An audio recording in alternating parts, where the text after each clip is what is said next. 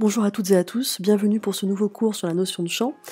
Alors, la notion de champ est une notion très importante dans le monde de la physique, au même titre que la notion de force, qu'on avait déjà vue en classe de seconde et qui sera aussi l'objet d'études en classe de terminale S. Et c'est une notion aussi importante que la notion d'énergie, qu'on verra dans un prochain chapitre.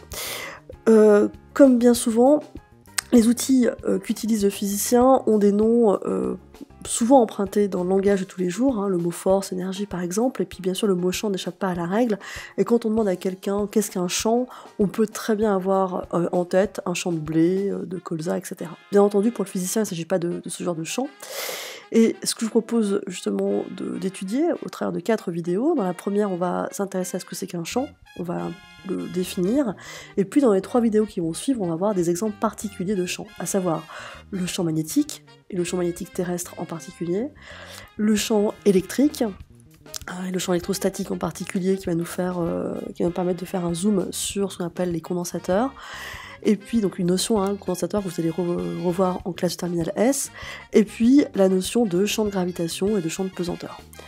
Alors, on va repartir un petit peu de l'activité qu'on avait faite en classe, donc on avait différentes situations, on va la quête d'entre elles, et puis pour chacune de ces situations, on avait abordé ces cas en termes de champ. On avait par exemple parlé de champ de température pour ici, champ d'altitude, champ magnétique, champ de vitesse du vent. Et on va pas refaire l'histoire, mais qu'est-ce qu'on a retenu de cette activité? Eh bien, on avait retenu que pour faire un champ, il faut 3 ingrédients. Le premier, c'est une portion d'espace, qui peut être une ligne, donc une portion à une dimension, une surface, 2 dimensions, une portion de volume à 3 dimensions, bref, une portion d'espace bien délimitée, bien définie. Et à chaque portion d'espace, il faut aussi, en plus, comme ingrédient, une grandeur physique.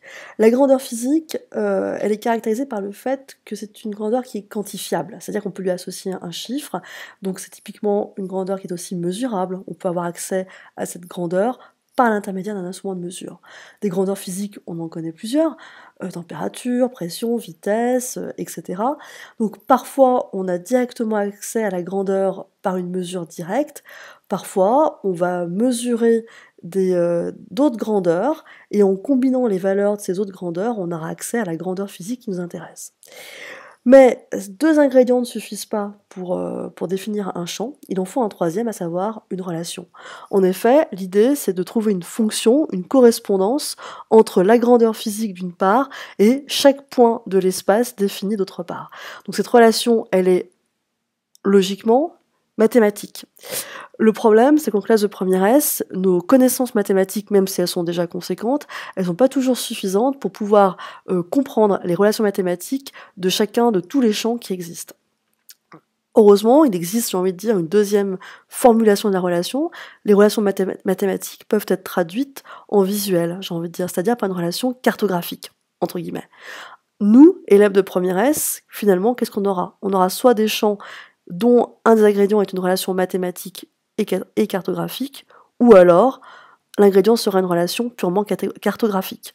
Mais il faut avoir en tête qu'en fait, en réalité, elle est toujours quasiment... il y a toujours un lien, comme ça, mathématique qui peut se définir. Une fonction, par exemple. Donc, une relation cartographique, on va retenir sur tout ça, et ça nous permet donc de faire une correspondance entre chaque point de l'espace et la grandeur physique, les caractéristiques d'une grandeur physique qui lui est associée. Donc, pour résumer, pour faire un champ, il faut 3 ingrédients, pas juste 2, pas juste 1, une portion d'espace clairement définie, clairement délimitée, une grandeur physique et une relation qui assure la correspondance entre les caractéristiques de la grandeur physique et chaque point de l'espace considéré. Alors, quand on a dit ça, on n'a pas encore tout dit, et pourtant on a quand même bien posé le décor. Il faut un petit peu compléter notre connaissance. En particulier, il existe 2 types de champs, ce qu'on appelle les champs scalaires ou les champs vectoriels. La distinction entre les deux va se faire si on fait un zoom sur la grandeur qui caractérise le champ. Si la grandeur physique qui caractérise le champ est un chiffre, purement une valeur chiffrée, on parle d'une grandeur scalaire. L'exemple le plus courant, c'est la température. La température est définie par une simple valeur. En revanche, si jamais la grandeur physique que vous étudiez, que vous considérez pour définir votre champ, n'est pas caractérisée uniquement par une valeur, si elle est aussi caractérisée par exemple par une orientation, une traduction par un sens, ou par une direction, la grandeur qui caractérise le champ est une grandeur physique vectorielle, on dira dans ce cas que le champ est vectoriel. Exemple, la vitesse du vent. La vitesse du vent peut être caractérisée par une valeur, mais aussi pour rendre compte du mouvement, d'une direction et d'un sens. Donc on peut avoir un champ scalaire, c'est la grandeur physique qui lui est associée est scalaire, c'est-à-dire uniquement chiffrée, et on a des champs vectoriels, quand la grandeur physique qui lui est associée est vectorielle. Alors, quand on a dit ça, on pense avoir tout dit, eh bien non, ce serait trop simple. Comment va-t-on représenter les champs? Alors, en fait, ça dépend. Ça dépend si on a affaire à un champ scalaire ou un champ vectoriel. Si on a affaire à un champ scalaire, on a bien compris que la caractéristique essentielle, l'ingrédient qui se distingue par rapport au champ vectoriel, c'est la grandeur. Eh bien, un champ scalaire, c'est un champ défini uniquement par une valeur chiffrée. Je prends par exemple un champ de pression. Tout le long des lignes, ces lignes ici représentent des valeurs identiques de pression. Par exemple, la ligne qui est indiquée ici représente 1028 hectopascales. Donc si on se balade le long de cette ligne, il y aura toujours la même valeur, 1028 hectopascales. Si on s'en éloigne, on constate d'après la carte que, par exemple, si on descend un petit peu, ce sera 1016, 1012, 1008, 1004, etc. Puis ça diminue progressivement.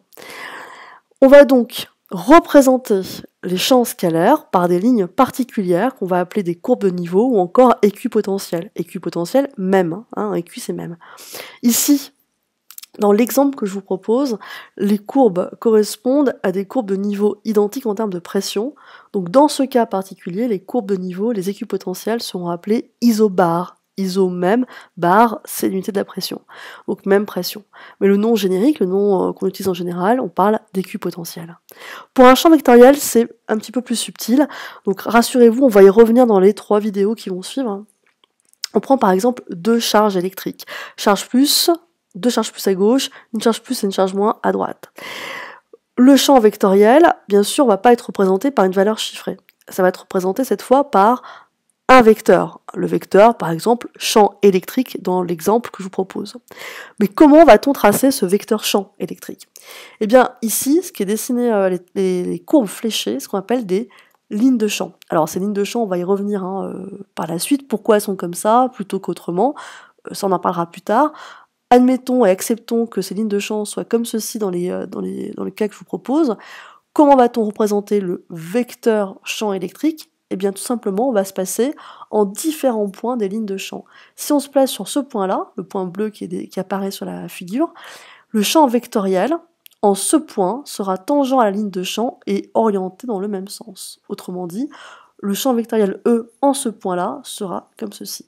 Si on se place ici, on fait le même raisonnement, le champ vectoriel électrique est tangent en ce point à la ligne de champ et orienté selon l'orientation de la ligne de champ. Donc, en gros, en résumé, même si je pense que la notion de champ vectoriel a été, la représentation en tout cas de champ vectoriel, même si ça peut paraître un petit peu confus, ça va s'éclaircir par la suite, qu'est-ce qu'on doit retenir pour la faire courte? Si on a un champ scalaire, on le représente par des courbes de niveau, puisque c'est une grandeur scalaire qui caractérise le champ scalaire. Si on a affaire à un champ vectoriel, pour tracer les vecteurs champs, exemple champ électrique, on a besoin de lignes particulières qui s'appellent lignes de champ, qui se trouvent expérimentalement, qui sont définies expérimentalement. Ces lignes de champ, donc on va y revenir, rassurez-vous, dans les prochaines vidéos. Enfin, il nous reste juste un dernier élément à signaler, que pour détecter un champ, il faut un outil. Je m'explique, si je prends un champ de température, pour détecter que la température varie dans l'espace France par exemple, on va prendre typiquement un thermomètre, une sonde de mesure. Mais par exemple, si je prends un aimant, pour prendre conscience qu'il y a une modification de l'espace au voisinage de l'aimant, on peut très bien prendre une sonde de mesure comme Teslamètre, ou encore simplement une aiguille aimantée. Autrement dit, pour se rendre compte qu'il y a une modification de l'espace proche de la source qui est responsable du champ créé, le physicien va utiliser par exemple un objet test. L'objet test, dans les exemples que je vous ai proposés, c'est par exemple le thermomètre pour le champ de température, l'aiguille aimantée pour l'aimant. Là encore, on va y revenir dans les vidéos qui suivent. Et enfin, Si on devait faire une phrase un petit peu pompeuse entre guillemets pour caractériser un champ, on pourrait dire d'une façon grossière qu'un champ est un objet physique qui est défini soit par une grandeur scalaire ou vectorielle, qui permet de modéliser, c'est bien ce que fait le physicien au quotidien, les modifications des propriétés de l'espace. Pour prendre conscience des modifications de l'espace, le physicien utilise ce qu'on appelle un objet test, et les propriétés de l'espace peuvent être représentées par ce qu'on appelle des lignes de champ. Voilà, donc j'espère que ce premier décor va vous être à peu près clair, même voire très clair, et c'est sur ces fondamentaux, sur ces fondements, qu'on va mettre en place l'étude de différents champs dans les prochaines vidéos. Je vous dis donc à bientôt.